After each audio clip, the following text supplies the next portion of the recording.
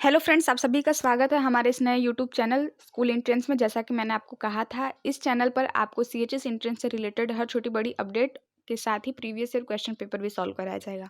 तो इसीलिए हमने सोचा क्यों ना बिना देरी के आपको previous year question paper solve कराना स्टार्ट कर दिया जाए, क्योंकि अभी आपको एंट्रेंस की तैयारी भी करनी है और प्रैक्टिस सेट भी करना ज़रूरी है। इसके साथ प्रीवियस ईयर क्वेश्चन पेपर भी आप देखते रहिए। तो आज का सबसे पहला क्वेश्चन हिंदी से स्टार्ट है।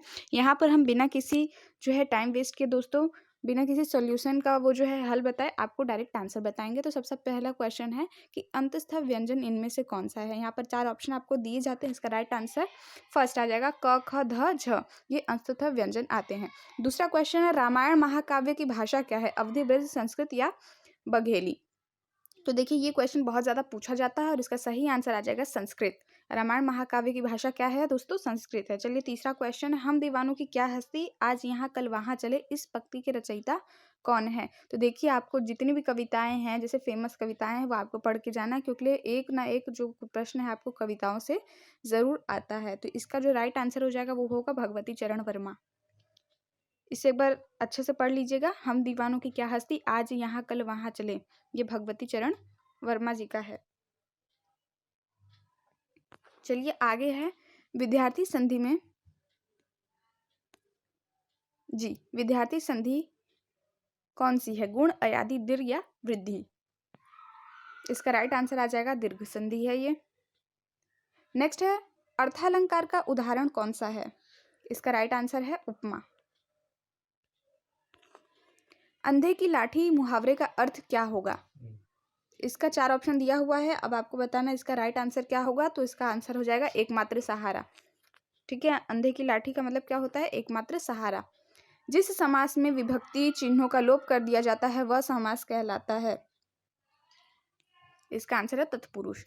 पतितों के देश के उपन्यास के रचयिता कौन है, यह बताना है। ये एक उपन्यास है पतितों का देश, भगवती चरण वर्मा, राहुल रामधीर सिंह दिनकर या रामवृक्ष बेनीपुरी।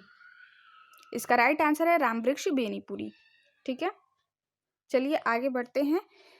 जिसके समान कोई अन्य नहीं वाक्य के लिए केवल एक शब्द प्रयोग किया गया है, उसे क्या कहेंगे।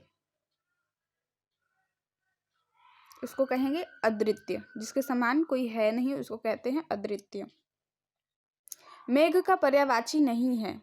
तो देखिए, हमारी वीडियो इंडिया एजुकेशन हब पर आपको पर्यायवाची मुहावरे सभी पढ़ाए गए हैं। यदि आपने उसे नहीं देखा तो देख सकते हैं। इस चैनल पर भी आपको सभी चीज़ें पढ़ाई जाएंगी। तो अभी आपको सभी कंटेंट उपलब्ध होगा, इसीलिए अभी जल्दी से जल्दी चैनल को सब्सक्राइब कर ले, ज़्यादा से ज़्यादा सब्सक्राइब करें दोस्तों, ताकि हम जल्दी से इस पर लाइव भी आना स्टार्ट कर दें।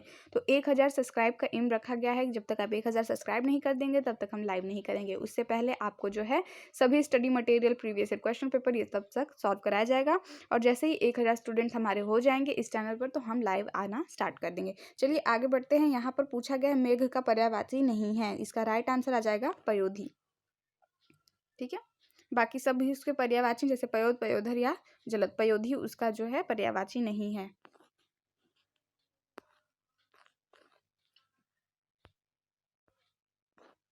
यहाँ पर क्वेश्चन नंबर 11 साइंस से स्टार्ट हो गया है। और देखिए, हिंदी इंग्लिश दोनों में दिया हुआ है। यदि आप इंग्लिश के छात्र हैं तो आप इंग्लिश में क्वेश्चन देख लें, हिंदी के छात्र हैं तो हिंदी में देख लें। ठीक है, एक अंतःस्रावी ग्रंथि का दोषपूर्ण कार्य किसी व्यक्ति को बहुत छोटा या बहुत लंबा बना सकता है, यह ग्रंथि है। तो मतलब कौन सी ऐसी ग्रंथि है जिसमें कमी के कारण या तो वो बहुत छोटा रह जाता है या बहुत लंबा हो जाता है। किस ग्रंथि के कारण होता है, ये होता है प्यूटरी ग्रंथि के कारण। इसी तरह थायराइड से भी संबंधित प्रश्न आपके पूछते जाते हैं और पैनक्रियास से संबंधित भी प्रश्न पूछे जाते हैं। आगे बढ़ते हैं। क्वेश्चन नंबर 12 में पूछा है गर्भाशय के विकास में प्रारंभिक चरण में गर्भाधान के 7 सप्ताह में एक अजन्मे बच्चे की अवस्था को कहते हैं। जैसे बहुत से बच्चे होते हैं जो 7 ही महीने में उनका जन्म हो जाता है, तो उस अवस्था को क्या कहते हैं। इसका आंसर आ जाएगा गर्भस्थ शिशु। ठीक है, 13 है केवल पादप कोशिका में मौजूद होता है। तो जैसा कि एनिमल सेल्स होता है और प्लांट सेल्स होता है, इसमें क्या उपस्थित होता है, only present in plant cells. ठीक है, सेल मेम्ब्रेन हो गया, सेल वॉल हो गया, माइक्रोकॉर्डिया हो गया, न्यूक्लियस हो गया। तो इसका राइट आंसर क्या आएगा, प्लांट सेल में उपस्थित होता है। इसका राइट आंसर आ जाएगा आपका दोस्तों सेल वॉल, मतलब कोशिका भित्ति। 14 पूछा गया है कि रिंगवॉर्म किसके कारण होता है। ये किसके कारण होता है ये आपको पता ही होगा। इसका राइट आंसर आ जाएगा कवक, मतलब फंग। ठीक है, और नेक्स्ट क्वेश्चन है एक टेडपोल जिस प्रक्रम द्वारा व्यस्क में विकसित होता है उसे क्या कहते हैं? इसका राइट आंसर आ जाएगा आपका कायांतरण। ठीक है, मेटामॉर्फोसिस। चलिए आगे बढ़ते हैं।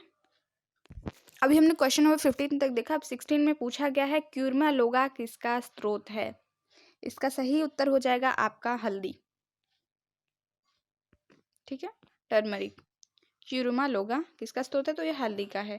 मानव शरीर में सबसे लंबी कोशिका कौन सी है? तो ये कई बार ये आपका क्वेश्चन पूछा जाता है। इसका राइट आंसर हम आपको बताते हैं, यह है तंत्रिका कोशिका, जो कि सबसे बड़ी कोशिका है।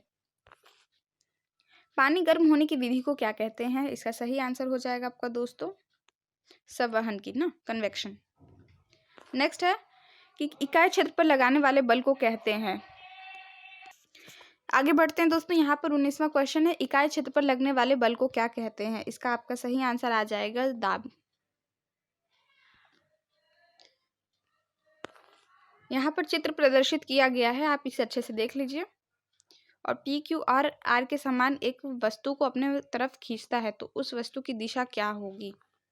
यहाँ पर ऑप्शन भी आप देख सकते हैं। इसका सही आंसर है वर्टिकल अपवर्ड डायरेक्शन। ठीक है, ऊर्ध्वाधर दिशा की ऊपर की ओर, इसका सही आंसर होगा। चलिए अब हम क्वेश्चन नंबर 21 की तरफ बढ़ते हैं। यहाँ पूछा हुआ हर्ट्ज की इकाई क्या है? हर्ट्ज की इकाई आपकी आवृत्ति आएगी, मतलब फ्रीक्वेंसी आएगी। इसका राइट आंसर 1 हो जाएगा हर्ट्ज की। नेक्स्ट क्वेश्चन है विभिन्न पदार्थों के अणुओं के बीच लगने वाले आकर्षण बल को क्या कहते हैं? इसे कहते हैं सहसंजक बल। ठीक है, आप दोनों ही क्वेश्चन लीजिए। कोहेंसिव फोर्स कहते हैं, सहसंजक बल कहते हैं। विद्युतदर्शी एक यंत्र है। यहाँ पर 4 ऑप्शन दिए गए हैं सभी यंत्रों का, और इसमें विद्युतदर्शी यंत्र कौन सा है ये आपको बताना है, विद्युत आवेश पता लगाने के लिए। ठीक है, बाकी इसका राइट आंसर आ जाएगा टू डिटेक्ट इलेक्ट्रिक चार्ज।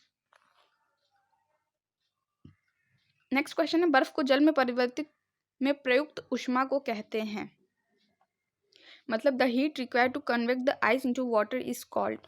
विशिष्ट ऊष्मा, वाष्पीकरण, गलन की गुप्त ऊष्मा, या इनमें से कोई नहीं। यहाँ पर ऑप्शन आप देख सकते हैं सभी का, इंग्लिश और हिंदी दोनों में। इसका सही उत्तर आपका आ जाएगा गलन की गुप्त ऊष्मा। ठीक है, नेक्स्ट क्वेश्चन है कि इनमें से जो है वो एक कंपाउंड नहीं है, कास्टिक सोडा और सिलिका, ग्राफिक या एल्म। इसका आपका सही आंसर आ जाएगा दोस्तों ग्राफिक। ठीक है, ग्रेफाइट। ग्रेफाइट जो है इसका राइट आंसर है। तो दोस्तों यहाँ पर हमने कुछ जो है क्वेश्चन के आंसर आपको बता दिए हैं। तो ये इसका पार्ट 1 था। पार्ट 2 आपका जल्दी ही आ जाएगा, इसे आप अच्छे से देखिएगा। जो इंपॉर्टेंट क्वेश्चन लगे आपको उसे ज़रूर नोट कर लीजिएगा।